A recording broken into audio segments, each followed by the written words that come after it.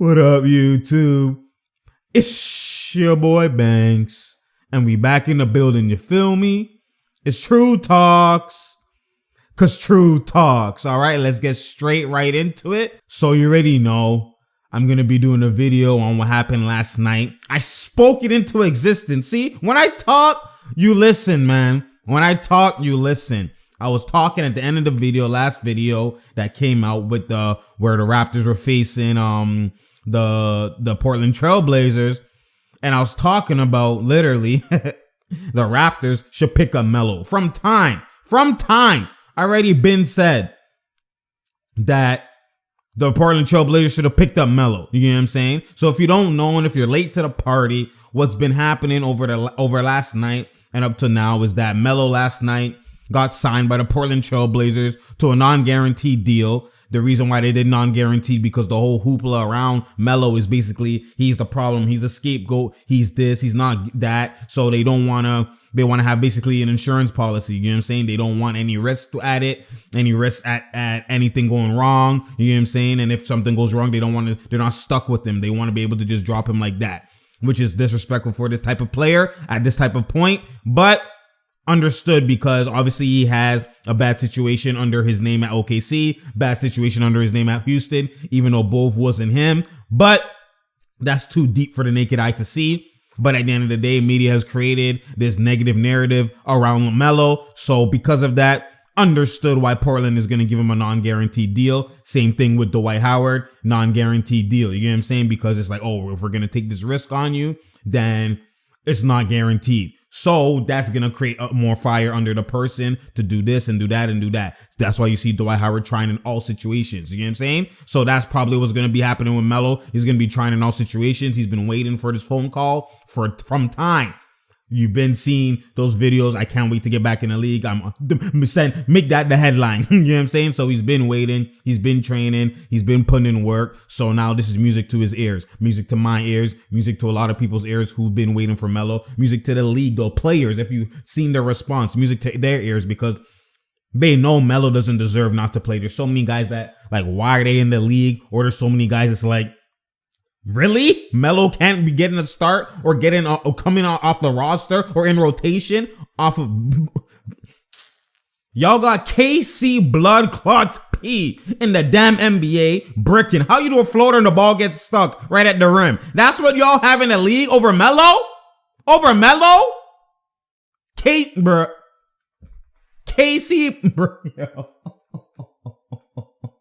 Casey and JoJo ass nigga is in the league. That's what we're talking about? Bruh, y'all can't be serious, yo. Stop disrespecting this man. Stop. This man can't be in the rotation before these guys? That's crazy. Anyway, so that's basically what happened last night.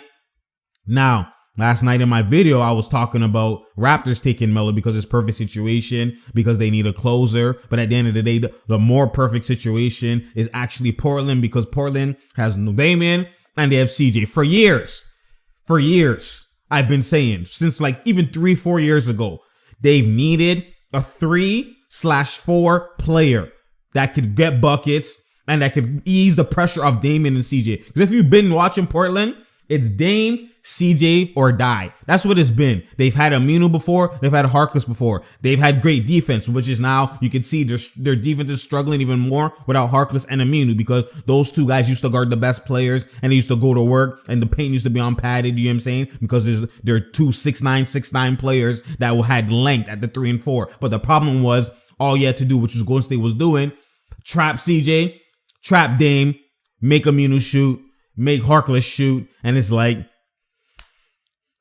that's how they lost versus Pelicans when they got swept, and that's how they lost versus Golden State eventually. You know what I'm saying? Last year they didn't have Steph Curry and all these other guys, and Rodney Hood was stepping up, but at the end of the day, you force those guys to shoot. So that's always been the knock against Portland that I've always been saying. They need a 4 player. They need a power forward or small forward / power forward that can get buckets. And it's like, okay, when CJ and Dame, they're struggling, or when they're getting trapped and they're the box and one and these double teams and all this type of stuff they're doing, especially because they run picks and with the plays, give it to this guy in the post, let him mono. Give it to this guy high post, let him mono. You know what I'm saying? Oh, they wanted to double. Nope, you can't double off Melo no more. You know what I'm saying? So now you have Hood and you have Melo. That's 2 guys who can catch and shoot. There's literally offensive weapons at all times. You can't double. Now, obviously, the issue for a lot of people has been Melo and his defense and all this type of stuff. Melo has never struggled at defense when he's been at the 4. He hasn't, if you've been watching. He struggled with defense at being at the 3, and it's not necessarily he can't defend. It's actually the willingness to defend. If you've been seeing, it's the same thing LeBron had last year. The willingness to defend. But at the end of the day, they've literally, at the end of the day, same thing. If you actually want to dive into multiple, there's so many players in this league that don't have great defense. So I don't understand why the knock against Melo is, oh my God, he doesn't defend. Tell me, is Curry defending?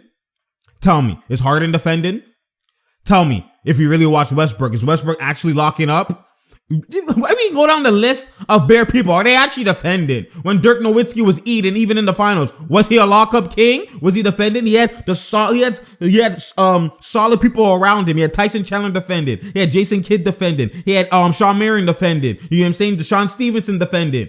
That's who he had defended, and he was just getting buckets. You know what I'm saying? So that's what I'm trying to say. You surround people around you that cover your weaknesses. Nash, was he defending? All these guys were never defending. Same with Curry. You surround them with people who correct their weaknesses. That's what you do. You know what I'm saying?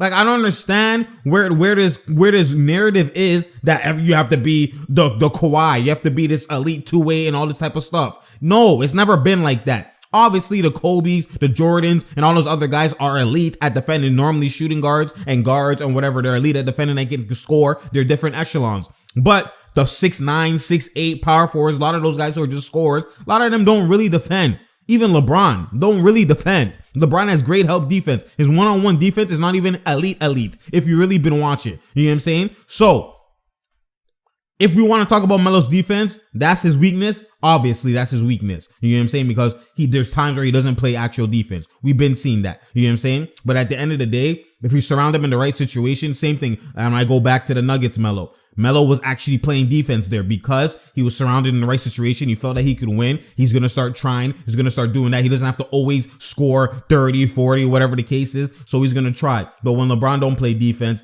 it's he's saving himself. He can't carry the load on offense. He can't play defense and carry the load on offense at this point of his career. But when Melo don't play defense or any other person don't play defense, it's, they just don't play defense. Even Harden, you just don't play defense. You see how they move? They move the goalposts. You see how they change what they want to change to create a narrative for this person versus this person? That's what they've been doing. But anyways, that's even besides the point. The point is Melo, it fits perfectly in Portland. They need, bruh, I don't want to see this shit of he's coming off the bench. Why is he coming off the bench? Who's starting? Nazir Little? That's what we're doing? Nazir Little? Mario Hezonja? There's no Zach Collins. This is what people don't understand. The Blazers at the beginning of the season, when they lost, when they had Zach Collins, it was either a close game or they were winning because Zach Collins is crucial. That man could pad. He had post game. He could spot up. He shot the mid range. He did the little things, could set the screens. He was a solid, crucial player. Went down with the shoulder injury. Now they were scrambling. They put Hezonja in the lineup. They put, Rodney Hood at the 4. They had Nazir Little. They put Kent Bazemore at the 4. They were doing everything to try and help the situation, but they can't. Then they lost to the Raptors, and who killed them? Siakam. A 4. Where are they struggling? At the end of the day, CJ been struggling the whole year. You know what I'm saying? Obviously, now he's been getting a bit better. Dame was eating the whole. How's Dame getting 60 and they're still losing? There's a reason why. You know what I'm saying? They need scoring other places. Yes, understood their defense has been weak, but their defense has never been the most elite defense when it comes to Portland. They've been either solid or they've been mediocre. You know what I'm saying? And at the end of the day, they've needed a secondary scorer when it actually matters. That's what I've been trying to tell people. They already have a closer in Dame. They don't even need Melo to be the closer, but they need a secondary closer. They need a secondary a third scorer or whatever the case, especially if CJ's off. Because that's the thing. The Blazers only win when CJ and Dame are both eating.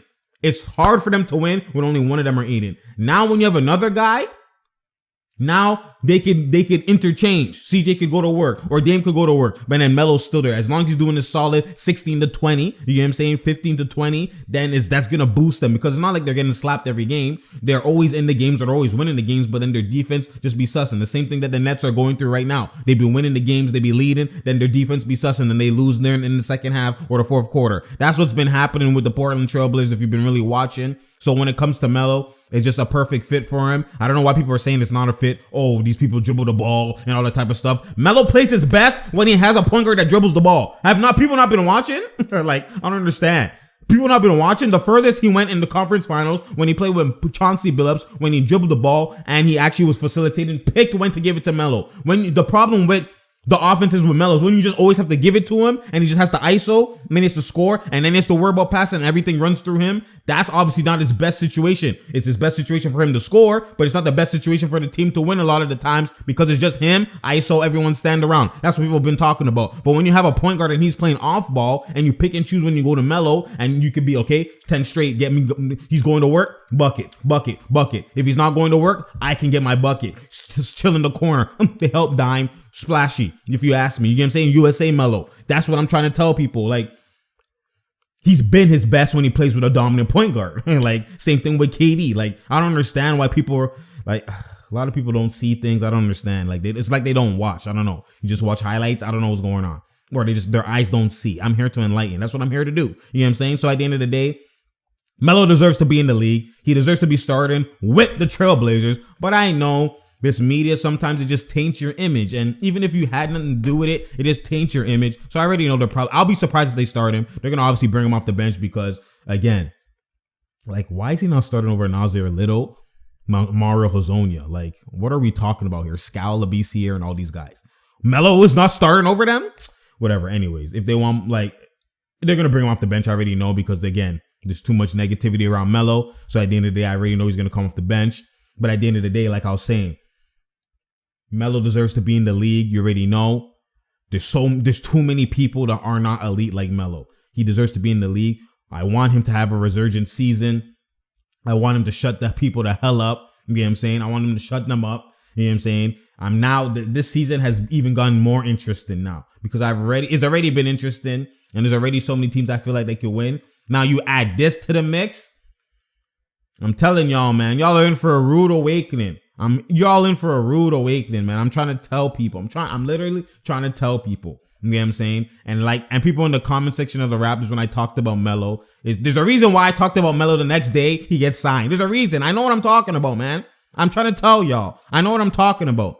At the end of the day, yes, now we'll talk about the Raptors for a little bit before I finish this shit. You know what I'm saying? The Raptors, when it comes to Melo, they should have signed him. What I've been said, because I'm telling y'all are gonna see y'all in for a rude awakening. Just because Van Vliet, Lowry, Pascal, all these guys had clutch, they played clutch and they stepped up big in certain situations, does not mean that they're a closer. It's different lights when there's nobody there and it's only you and you have to create. Y'all keep forgetting what happened versus Philly. Y'all keep forgetting.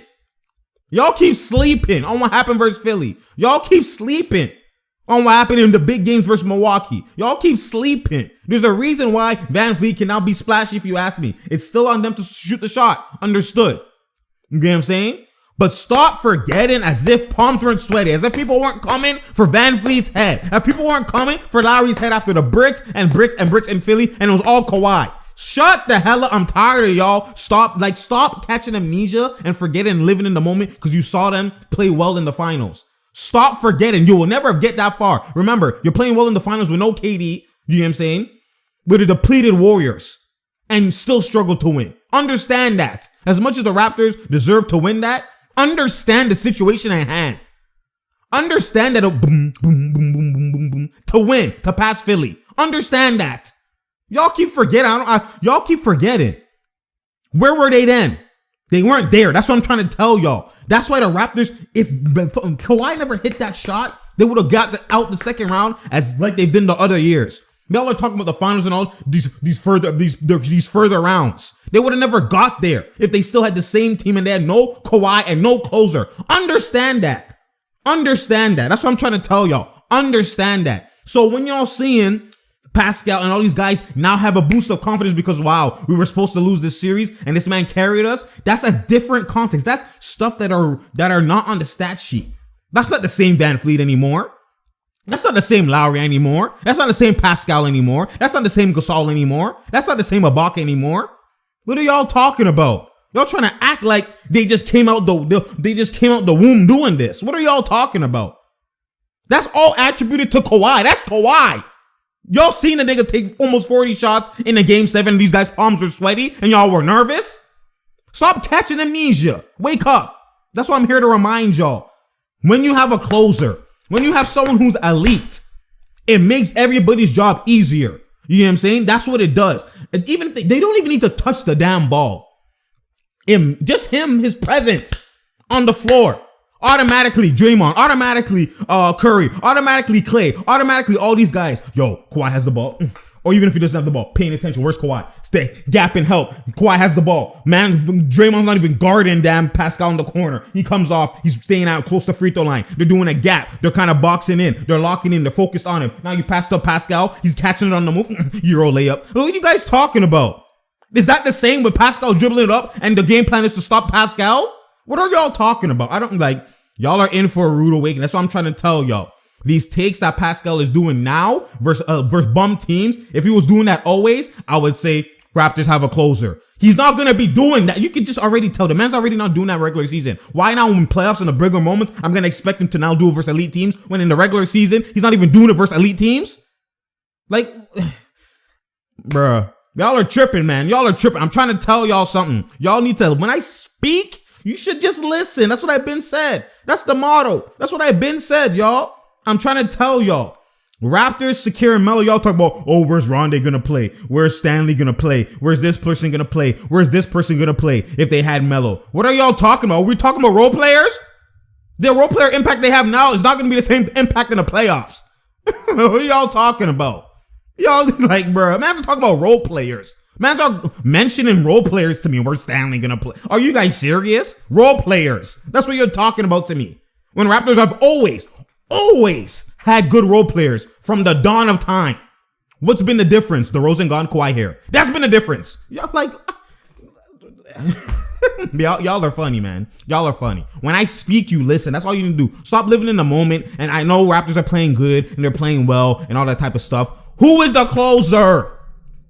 Y'all forgetting. Did they close versus the Bucks? Team that matters. Did they close versus the Celtics? Team that matters. Did they close versus the Clippers? Team that matters. No! Only closed versus the Lakers because it was 104-100. Kuz brick, Pascal layup. Kuz brick, Pascal layup. Like, y'all, they almost lost the game. They were about to lose. Like, y'all are tripping, man. Y'all need to wake up and smell the coffee. That's why I'm here. You feel me? That's why I'm here. So understand when truth talks, you just listen. It's a good time. Melo's finally back in the NBA. I just hope they don't try to box him into a certain situation or into a certain role and just let him be him and he'll get you 16 to 20. I promise you. Or like he'll act like he'll be the Lou Will of the team. And that's a better Lou Will because he's more unguardable than Lou Will. Lou Will is still a guard. He's still pinch. He still needs the screen to drift left. You know what I'm saying?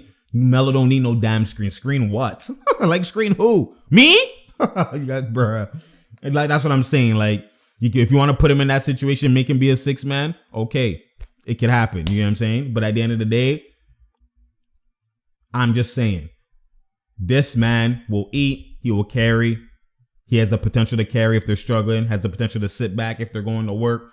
It's a great situation for him. I've been called from time. He should be to Portland. If you already know, you know. You know what I'm saying? It's just beautiful, man. It's just beautiful. And I just hope that it works out. If it doesn't work out, it might be the end for Melo because it was already a struggle for him to get back. You know what I'm saying? Already a struggle for him to get back versus all these narratives. I don't think it's ever going to be the end.